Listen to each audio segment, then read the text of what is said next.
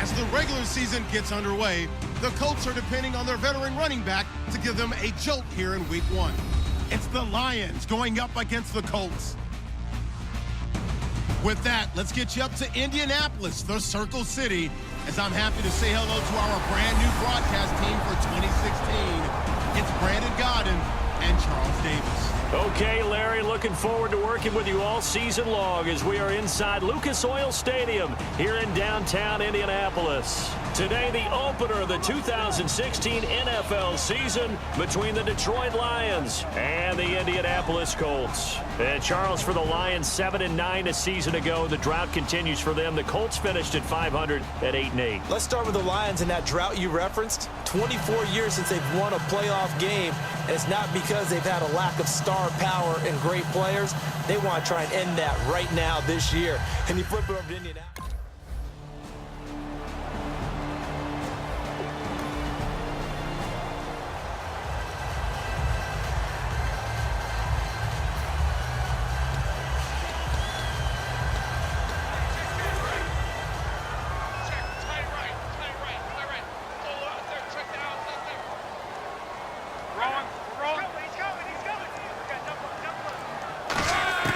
Out of the gun, Luck. And a quick throw here, that's complete. And this one will go to the 28-yard line. Call it a 3-yard gain, and it'll make it second down. Decent chunk of yardage still left here, 2nd and 7. When you see zone defense and you know you've got a drag route on as your primary call, you've got to be really careful as a passer about how far you let your guy go because he might wander into some tough coverage. 3 yards on the pickup. That's going to set up an interesting 3rd and about 4 to go. 3rd and 4. Well, I think we know by now that every run is not going to be broken and get all the way to the end zone. But these short ones still have their value. You can still set up your play action and throw the football. You control the clock because you have the ball and they don't. And often the physicality sets the tempo for the game. And how about this one now? In their own territory, a gutsy call. They're going to go for this on 4th and a yard. They're going to go. It's Luck. And he's got his man, Hilton. And he's got the first down as he's up to the 45-yard line. Well, the coaches mentioned they weren't as concerned about big play offense. They thought they could get some shorter, quicker stuff and be consistent. And that's kind of what they showed there. What they saw in preparation, what they saw on film, is a defense that likes to get out fast in terms of coverage, meaning they either bail out or they give them a lot of space to throw the underneath stuff, so they decided they'd take advantage of it and worked on it hard in practice this week. Well, so many times we look at a short run and we praise the offense for trying to set the tempo and establish things, but the defensive guys, hey, they just won the battle there. It wasn't a big run given up. They don't always have to absorb the body blows. Sometimes they dish them out themselves. They'll give it to him right up the gut. And they'll stop him right on the midfield stripe. Call it a gain of a couple, and that's going to leave him with a 3rd and about 5. The best defensive linemen, they play with great leverage so they can get low and not get bowled over by offensive linemen. They have excellent hands. They can throw people off on a play. We just saw a great example of a really good run stop by a guy playing the defensive tackle position.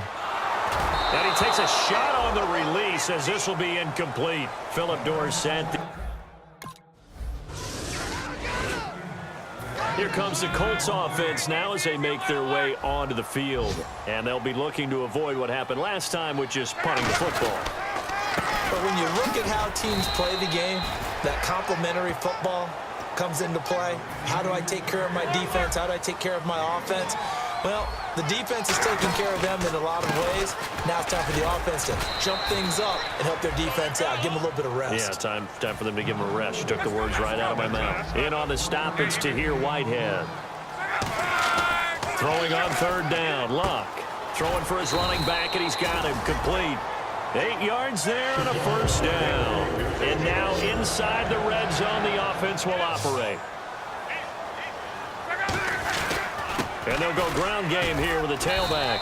And he'll fight his way down inside the 10 to the 9-yard line. Call it a gain of 4 on 1st, and that'll make it 2nd down. Not a run that you're going to write home about, but still a good first down run. That's what an offense calls staying on schedule. 3 to 4 yards on first down, you're set up very well for the rest of the drive. No gain on that one, and it's going to bring up a 3rd down. Here's Luck. And this is complete. It's Allen. It'll be a 2-yard gain, and it'll be 4th down. On that.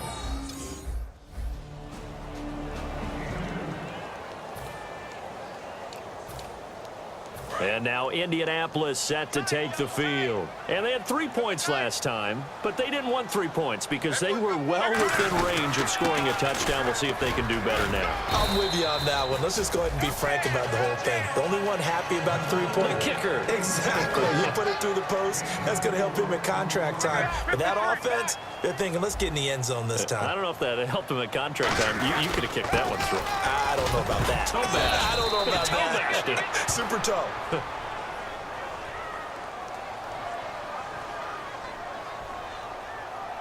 Holding offense.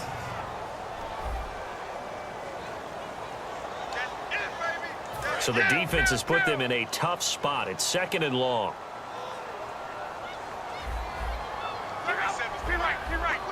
And the back goes into motion. To throw on 2nd down is Locke. Caught left side by Hilton. They'll give him 8 on the play, and they're going to have a 3rd down. Slant route's effective no matter who's running the route and catching the ball. But when you have a receiver of that stature, you have to be a little bit more precise throwing it. You don't have the same catch radius with the bigger targets. Luck now to throw. And that is incomplete.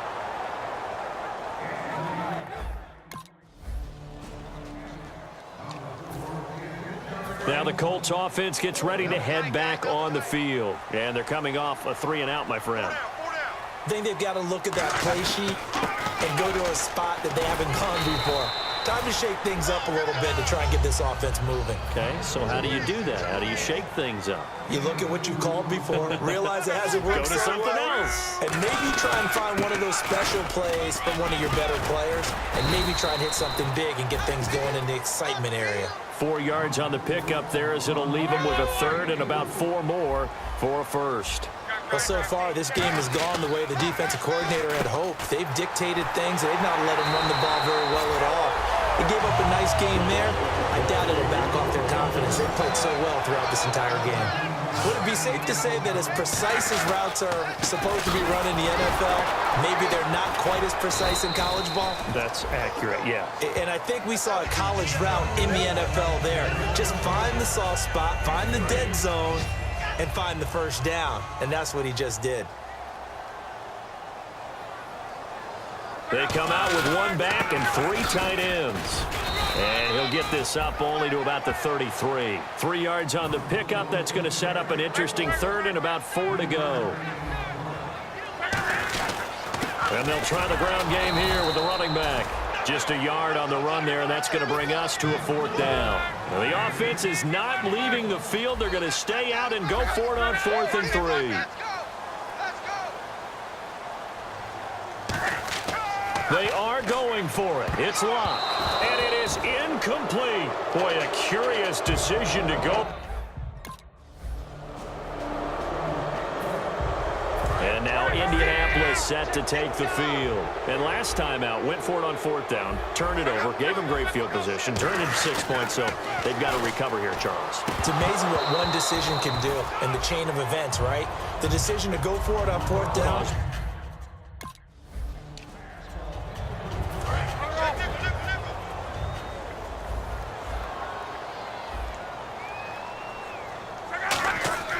Now Locke. And incomplete. The contact made the ball roam free and brings up 4th down. And now Indianapolis set to take the field. And with time quickly fading here in the 2nd quarter, not sure how aggressively, offensively they want to play this. I think we'll find out just how much they trust their guys in this situation if they decide to take a shot. He's going to flip one out here to his running back. And he's brought.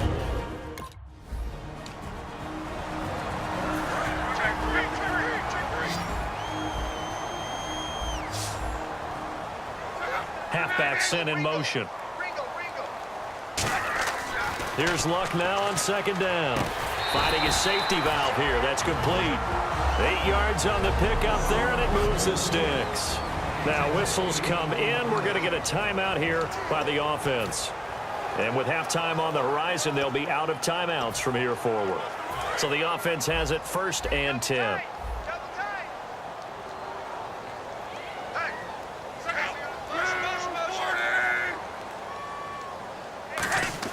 From the 50, it's Luck.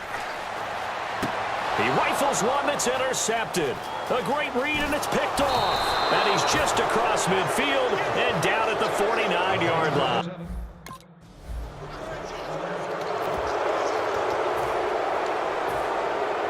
Out come the Colts. They'll have it first here to start quarter number 3. They have the ball here for the inaugural drive of the second half. Pretty big deficit, though. We'll see what adjustments were made in that locker room. And I never want to make something more important than it actually is, right? I don't want to create more hype than what is there. But this you're is going to do that? I'm doing it, though. This is a really important drive. And we often talk about teams scripting plays to start a game. A lot of them script to start the second half, too. And they're scripting something that they expect to get them into the end zone and back into this game. We'll see if that script is a good one for them. Back to the air. Luck on second down. Throwing for his running back, and he's got him complete. Give him 2 yards on that play.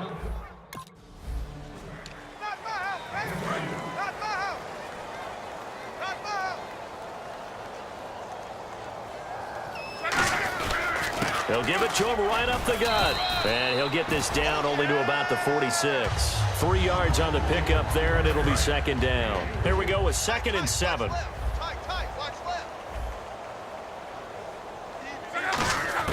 On second down, here's Luck. He's got time in the pocket. And that is incomplete.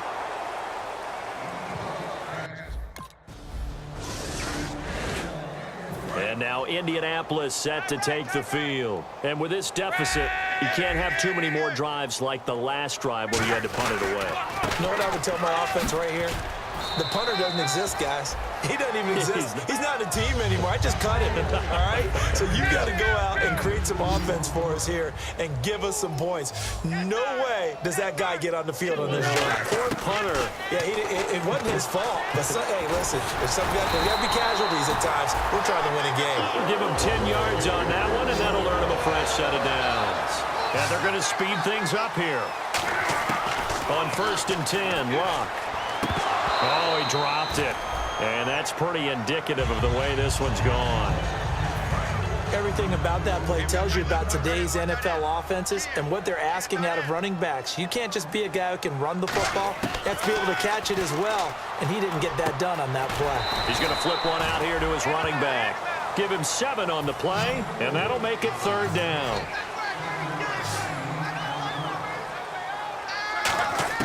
Luck on 3rd down. And the 3rd down pass falls incomplete.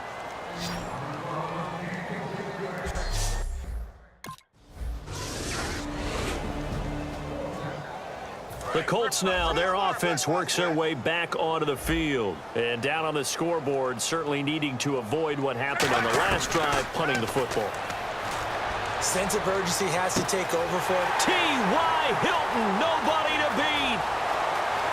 Touchdown, Indianapolis. T.Y. Hilton, 75 yards.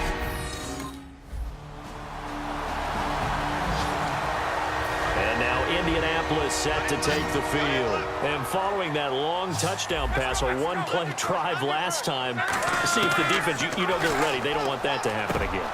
And you would have thought they would have been ready the last time. That's what you work on all the time. Make sure that no one gets behind you. That's the cardinal sin of defense, not giving up the long pass. They did. Let's see how they adjust. On 1st down, it's Luck. And he finds a man on the crossing route. And he's taken down, but not before getting this across midfield and just shy of the 40. And there they went crossing route against his own defense. What do you think of that?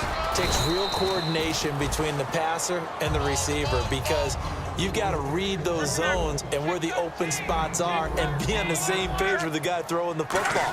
Because sometimes you're throwing it in front of the zone. Sometimes you're throwing it between the zones. Sometimes the receiver's going to just kind of find a spot and what we call sit down and present himself to the quarterback and throw it there. It's a tough read, but when they're in sync, it's really effective. Luck on first down.